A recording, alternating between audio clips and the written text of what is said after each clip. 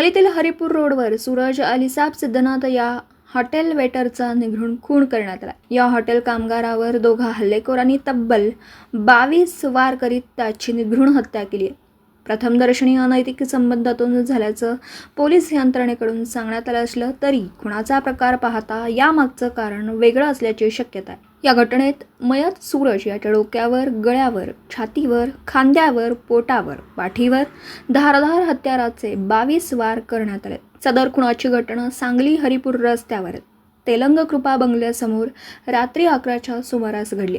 घटनास्थळी मयत सूरजची दुचाकी आणि मोबाईलही सापडला। मयत सूरज हा हरिपूर येथील संगम हॉटेल येथे वेटर काम करत होता।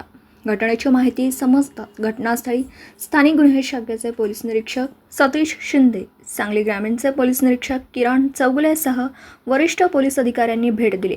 या घटनेनंतर सहाय्यक पोलीस निरीक्षक स्वामी आणि PSI दीपक गायकवाड यांनी यातील दोघा संशयितांना ताब्यात घेतलं। दोघेही संशयित हे अल्पवयीन असल्याचं सांगण्यात आलं।